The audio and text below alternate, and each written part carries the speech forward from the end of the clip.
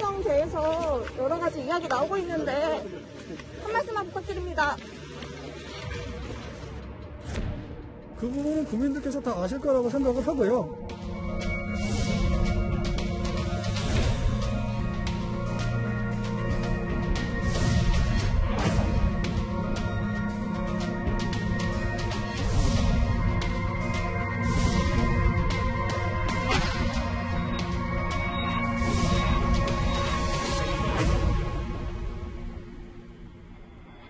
폭풍전야입니다. 오늘 뉴스탑10은 지금도 과천 법무부에서 헌정사상 초유의 현직 검찰총장에 대한 징계위원회가 진행 중이라는 소식부터 먼저 시작을 하겠습니다. 추미애 장관이 윤석열 총장에게 직무정지를 발표한 지 17일 만인데요. 먼저 오늘 그 현장부터 만나보고 오겠습니다.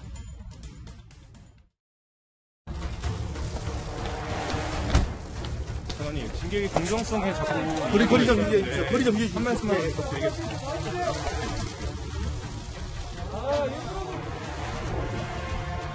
좀 징계 절차의 공정성 문제가 좀 불거지는데 그 부분은 국민들께서 다 아실 거라고 생각을 하고요. 그 부분에 대해서도 징계위원들께 충분히 말씀을 드리겠습니다. 지금부터 본격적인 얘기를 하나하나 따져보겠습니다. 이도원 의원님. 본질 얘기를 하기 전에 오늘 취재역이 화면에서 보시다시피 굉장히 뜨거웠는데 근데 법무부가 어젯밤부터 취재진의 접근을 차단해서 좀 여러 빈축을 좀 사고 있다면서요? 추미애 장관 그리고 법무부가 보안에 극도로 신경을 쓰는 것 같아요. 지금 아마 과천 1동에서 지금 징계가 열리고 있는데 기자들은 5동에 머물라. 그리고 아마 징계위원들도 후문으로 들어와서 기자들한테 아마 포착이 되지 않은 것 같습니다. 왜 이렇게 보안에 신경을 쓰느냐? 지난 1일 열린 법무부 감찰위원회가 끝나고 끝난 직후에 감찰위원회 내부 상황이 공개가 되고 곧바로 적법성, 공정성 논란이 일어나면서 여론이 굉장히 안 좋게 바뀌었죠. 그러면서 그 직후에 나온 서울행정법원의 결정에도 약간 영향을 미친 거 아닌가? 이런 우려를 아마 추미애 장관이나 법무부는 할 가능성이 있습니다. 지금 5분의 징계위원들은 어차피 비슷한 생각을 하시는 분이니까 거기만 정확하게 보안을 지키면 이 문제가 밖으로 새어나가지는 않을 것 같다 이렇게 생각을 하는지 모르겠습니다. 그런데 오늘 2020년 12월 10일이죠. 역사적으로 보면 굉장히 중요한 날이 될 가능성이 있습니다. 일단 사상 초유의 검찰총장 징계위원회가 열렸고 또 국회에서는 공수처법이 통과되지 않지 않았습니까? 그래서 지금 우리가 매일매일 여러 가지 나는 사건의 한복판에 있어서 잘 느끼지 못하지만 나중에 시간을 돌이켜보면은 오늘이 굉장히 검찰 제도, 사법 역사에서 굉장히 중요한 순간이 될 수 있기 때문에 언론들이 매일 고생하긴 하지만 오늘은 아무리 법무부가 보안을 유지하려고 하더라도 언론들이 더 분발해서 취재를 좀 해야 될 것 같습니다. 지금 징계위원들이 불안감을 호소하면서 일단 법무부 쪽에서는 취재진의 접근을 저렇게 차단하고 있다는 영상까지 만나봤습니다. 김경진 의원님, 이제부터 다음 화면을 보면서 이제 하나하나 얘기를 좀 해봐야 될 텐데요. 여기 보면 이렇게 윤석열 징계위에 어떤 징계위원들의 면면이 있는지 오늘 좀 여러 가지 공개가 됐는데 면면을 살펴보기 전에 원래 애초에는 7명이라 그랬는데 5명으로 겨우 꾸렸다라는 얘기가 전해지고 있거든요. 실제로 이제 7명이 됐어야 되는데 법무부 장관은 이제 본인이 청구를 했으니까 빠질 수밖에 없는 노릇이고요. 외부위원 중에 2분이 한 분은 난 사직하겠다고 해서 사직을 했는데 사실은 굳이 하자면 법무부에서 그 후임자를 지정을 해서 그 후임자가 들어오시도록 해야 되는데 후임자 지정이 안 된 것 같고요. 또 한 분의 외부인은 아마 판사 출신 변호사라고 일부 언론에 나왔는데 이분 같은 경우는 아마 참석을 안 하겠다라는 뜻을 강하게 비춰서 아마 이렇게 오늘 못 나온 것 같아요. 그래서 5명도 지금 간신히 꾸려져 있는 것 같고 5명 오신 분들도 다 그냥 생각이 이심전심으로 다 똑같은 그런 분들로만 지금 모여 있어서 최소한 개정된 지금 검사징계법에 의하면 대한변호사협회장, 그다음에 대한법학교수회 회장, 그다음에 로스쿨협회 이사장 이런 분들은 지금 당연직 위원으로 1월 1일부터 시행되는 검사에 대한 징계법 들어가도록 했지 않습니까? 내년부터요. 네. 그렇다면 최소한의 공정성을 유지할 의사가 있다면 법무부 장관이 위촉할 때 이 외부 위원들이라도 그런 분들로 위촉을 했으면 그나마 어떤 징계의 공정성, 위원 선정의 공정성 문제가 좀 덜 생겼을 터인데 그런 부분은 지금 전혀 안 보인다는 데 있어서 아쉬움이 좀 엿보입니다. 외부 위원들의 고민이 특히 컸던 것 같습니다. 그래서 한 분은 사퇴를 하고 그 자리에 아마 이제 정한중 그 외대 로스쿨 교수가 온 것 같고 또 한 분은 사퇴를 했지만 아마 사퇴 의사를 오늘 밝힌 모양입니다. 아마도 본인이 사퇴를 하게 되면 누군가 또 친정권 인사가 그 위원으로 들어올 가능성이 있기 때문에 후임을 아마 임명하지 못하도록 시간을 주지 않고 사퇴했다. 뭐 이런 보도도 지금 있는 상황입니다. 정 변호사님. 네. 제가 직함 생략하고 징계위원들 이름을 읽어볼게요. 정환중, 이용구, 심재철, 신성식, 안진. 뭐 일단 정족수를 간신히 넘겼던 가까스로 채웠던 어쨌든 간에 7명 안 채워줘서 5명이서 어떤 판단을 해도 징계위는 다 적법한 절차대로 진행이 되는 건 맞지 않습니까? 정족수는 뭐 맞출 수가 있겠죠. 근데 문제는 뭐 외부적으로 볼 때 전부 소위 추장관의 심하게 얘기하면 아바타 역할을 할 수도 있는 그런 성향을 가지신 분들이 아니냐 그런 비판이 있는 거죠. 특히 대통령께서 이제 공정성이라든지 그런 걸 이번 그 징계에 관해서 말씀하시지 않습니까? 과연 근데 저런 분들이 그 어떤 징계에 관한 결론을 내릴 때 그것이 과연 공정한 결론이라고 과연 일반 국민들이 받을 수 있겠냐? 그게 이제 문제가 되겠죠. 왜 그런가 하면 결론도 중요하지만 그 절차도 굉장히 중요하거든요. 예. 그래서 그런 점에서는 시작부터 상당히 그 의구심을 일으키게 하는 그런 문제점이 있는 걸로 보입니다. 우여곡절 끝에 이렇게 5명 징계위를 꾸리게 됐고 시작이 됐습니다. 그런데 윤석열 총장 징계위는 시작부터 좀 난관에 봉착한 것 같습니다. 1시간 만에 잠시 중단이 됐었습니다. 언론인단이 윤 총장의 징계가 위협하고 부당하다는 점에 대해서 징계위원들께 최선을 다해서 말씀을 드릴 예정입니다. 감찰 기록 부분은 다 검토가 되신 거예요? 조부받은 부분은 검토를 했는데 말씀드렸듯이 핵심적인 부분이 요구되지 않아서 불허돼서 그 부분은 지금 전혀 모르는 상태에서 임하고 있습니다. 윤 총장에 대해서 좀 불리한 진술을 했다거나 불리하게 인정될 수 있는 그런 증거들로 보이는데 그런 부분이 전혀 교부되지 않았습니다. 징계위 들어가기 전에 화면 잠시 보고 왔고요. 김관욱 교수님, 저희가 시간대별을 좀 봐야 될 것 같은데 정확히 원래 30분 예정이었는데 한 8분 정도 늦게 오전 10시 38분에 윤 총장에 대한 징계위원회가 시작이 됐어요. 그런데 불과 1시간도 채 되지 않아서 윤석열 총장 측이 아예 징계 절차에 하자가 있다. 추 장관이 관여가 부당하다. 10분간 1차 정회를 했는데 이 얘기인즉슨 뭐냐면 징계위원장은 추미애 장관이 아닌데 어떻게 이번 주 목요일에 징계위원회를 하는 걸 추미애 장관 명의로 하느냐 이 부분을 좀 윤 총장 측이 지적했거든요. 그러니까 윤 총장 측은 두 가지 사안을 이제 지적을 하고 있는데 하나는 이제 추미애 장관이 위원장이 아닌데 왜 심의 이전의 어떤 절차에 대해서 주도를 하느냐, 특히나 이제 위원 선정이라든가 뭐 이런 부분. 그리고 또 하나는 기피 신청을 4명 했는데 왜 기피 받아주지 않느냐, 뭐 이런 부분인 것 같아요. 그런데 지금 말씀하신 대로 법무부 같은 경우는 심의 이전까지는 이 법무부 장관이 그 절차를 집행하는 것이 맞다. 심의 이후에는 이제 스스로가 배제하고 있기 때문에 절차적 하자 없다라고 지적을 하고 있고요.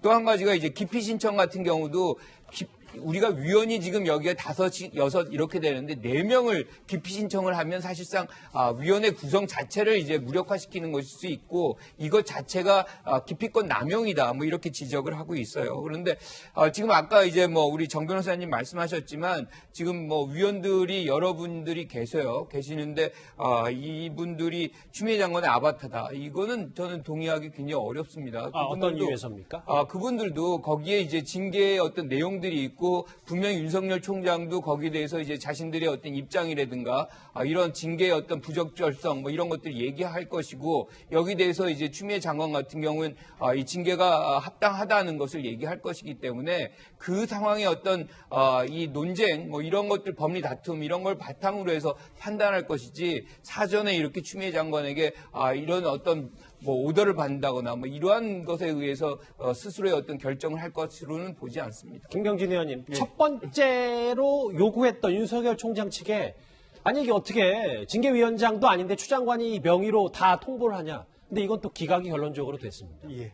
그러니까 그 부분은 이제 최종적으로 법원 소송 과정에서 누구 말이 사실일 건지 확정이 될 터인데 아하. 유사한 행정소송의 선례에 있어서는 어쨌든 징계위원장 명의로 징계 절차가 진행이 되어야 한다면 사실은 절차적인 문제도 지금 징계위원장 명의로 해서 진행이 되어야 된다라는 판결도 있는 걸로 알고 있습니다. 그렇기 때문에 저게 지금 법무부 장관 명의로 서류가 나가고 어떻게 보면 여러 가지 이 답변이라든지 이런 것들이 나간 것들이 기일지정이 나간 것들이 절차적으로 좀 문제가 있을 가능성들이 충분히 있어 보이지 않나 싶습니다. 알겠습니다.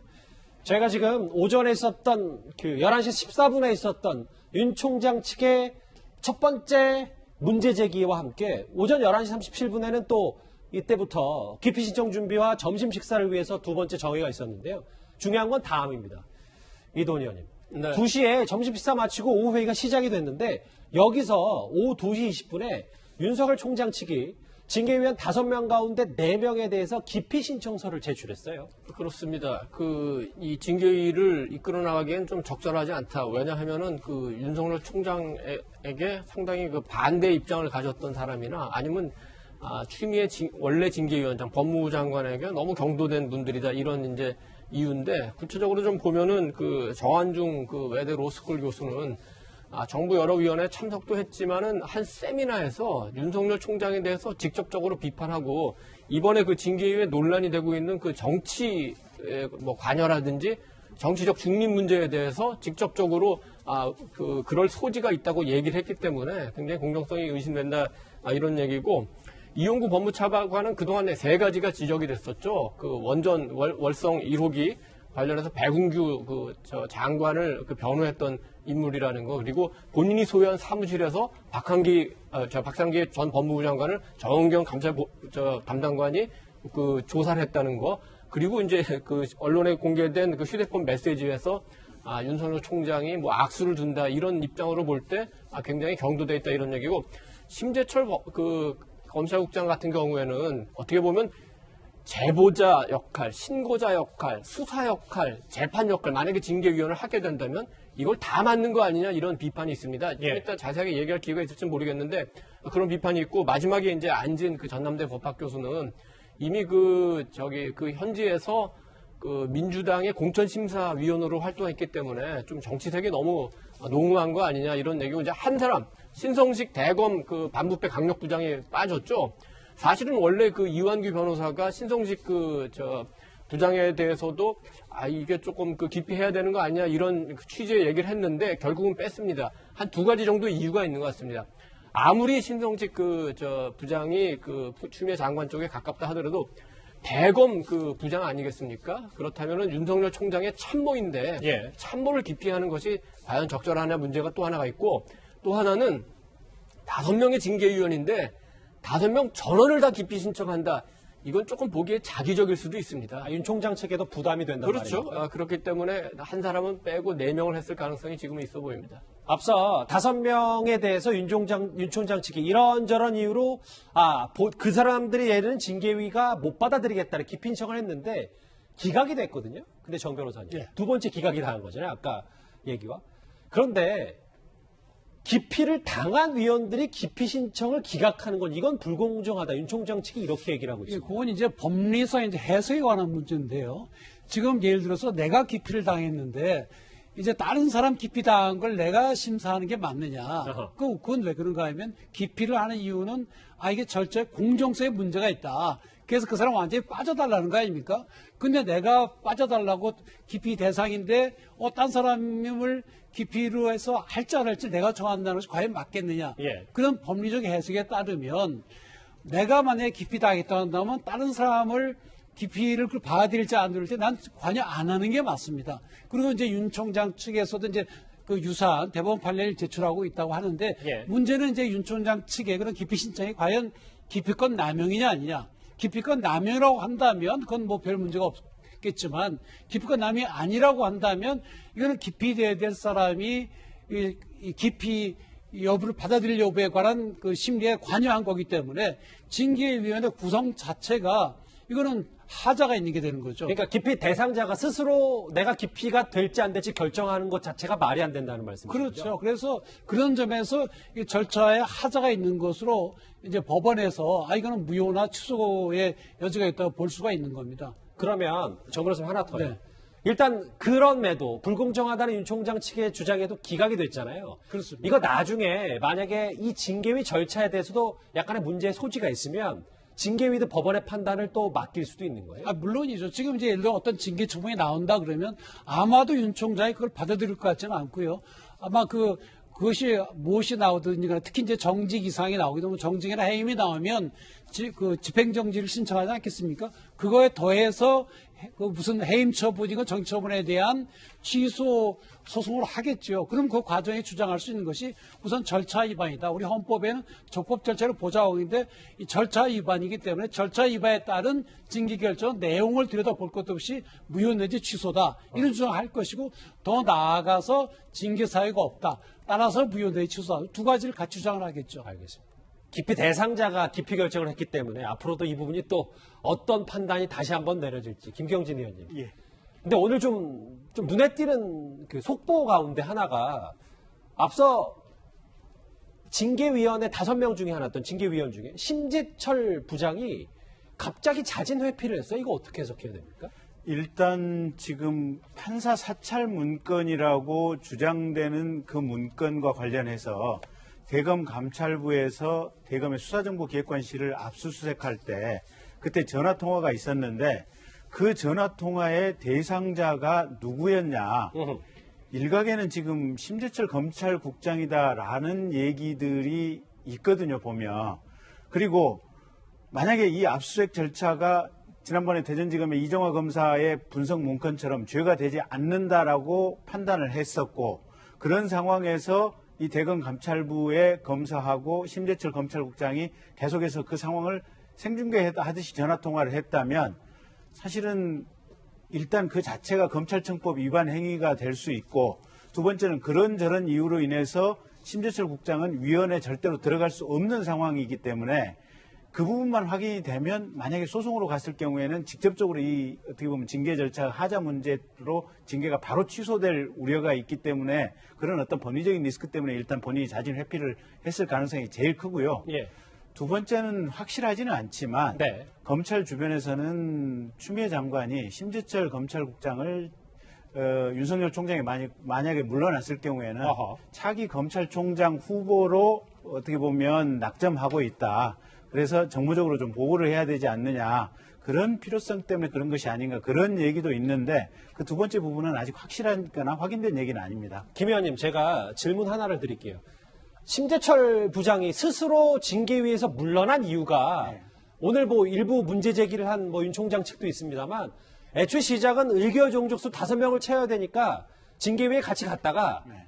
윤 총장 측이 계속해서 기피 신청을 하잖아요. 그거는 기각할 때는 거기 있고. 근데 나중에 기각이 다 끝난 다음에 뒤로 물러서서 이젠 내가 좀 빠져도 되니까 이게 꼼수 아니냐라는 주장을 하는데 동의하십니까? 글쎄요. 그건 꼼수라고 볼 수는 조금 이상한 게 위원이 7명인데 예. 과반수만 출석하면 되니까 심재철 검사장을 빼도 4명이 되는 거 아니겠습니까? 그래서 굳이 심재철 검사장이 안 들어가도 되는 상황인데 굳이 저걸 꼼수적인 측면과 관점에서 해석을 한다면 한 명이 불필요한 상황에서 이제 어차피 빠져야 되는데도 일부러 들어갔다가 본인이 자발적으로 빠지는 형태를 취해서 그래서 위원회에서 최대한 객관성과 공정성을 취하기 위해서 나름 노력했다. 아하. 이런 모습을 보여주기 위해서 했을 가능성도 배제할 수는 없지만 예. 이건 너무 이제 하나의 시각과 관점에서 보는 것이라 그 부분에 대해서는 명확히 말씀을 못 드리겠습니다. 심재철 부장 일단 스스로 징계위에서 빠졌고 지금 그러면 좀 어렵게 간신히 꾸렸던 5명의 징계위가 이제는 4명이 된 셈입니다. 이렇게 징계위가 윤 총장 측의 주장을 모두 기각하면서 실랑이를 벌이고 있는데 근데 주요 쟁점이 될 것으로 보였던 판사 문건 의혹건은 오후까지도 좀처럼 시작을 내지 못한 것 같습니다. 주요 사건 재판부 판사들에 대한 불법 사찰 책임이 있습니다. 판사들의 개인정보 및 성향 자료를 수집하고 활용하는 등 직무상 의무를 위반하였습니다. 자료를 업데이트하고 하면서 보관 관련 문서가 아니고 업무 참고용으로 만들어서 이례적으로 사용하고 폐기되는 그런 문서였기 때문에 김관욱 교수님, 중간 정리를 좀 해보면 뭐 여기 녹음 관련해서도 뭐 법무부는 난색을 표하고 있고 2차례에 대한 그 윤 총장 측의 요청을 모두 기각했고 심재철 부장 빠지고 이런 모든 일련의 것들이 어느 정도 정해진 수순 아닌가라는 해석도 있는데 동일하십니까? 저는 뭐 정해져 있다라고 보긴 어려워요. 왜냐하면 윤석열 총장 측에도 변호인들이 3명이나 가 있잖아요. 그래서 본인들의 권리라든가 뭐 이런 것들을 많이 내세울 것이고 특히나 지금 녹취 관련해서도 전과정 녹취를 요구했던 건데 거기서 증인들의 어떤 증언만 녹취하는 것. 그 이유는 사실은 속기사가 공적인 속기사가 전 과정을 다 사실상 다 녹취하고 있거든요. 그래서 불필요하게 이렇게 이중적으로 할 필요가 없다는 것이고 지금 뭐 판사 사찰 의혹 문건 같은 경우도 지금 뭐 논란이 여러 가지가 있잖아요. 그러니까 윤 총장 측에서는 이런 것이 불법이 아니다. 이거 관례적으로 해왔던 것이다라고 얘기를 하지만 직무상 의무 위반 부분은 사실은 이 뭐 예컨대 판사의 어떤 개인적 성향이라든가 취미 뭐 이런 것들은 직무와 전혀 관련이 없는 것이거든요. 그리고 또 뭐 우리가 얘기한 이 동의를 받았는지 여부도 굉장히 중요하고 그래서 그런 저런 것들이 사실상 그 징계위원회에서 전부 다 녹취가 되고 있고 서로의 어떤 입장을 개진하고 있기 때문에 이것이 뭐 정해진 대로 흘러갈 공사는 저는 크지 않다 이렇게 봅니다. 지금은 이제 6시가 이제 막 지날 텐데요. 10시 반부터 시작이 됐던 과천 법무부에서 진행되고 있는 윤석열 총장 징계위 이제 7시간째를 넘기고 있습니다.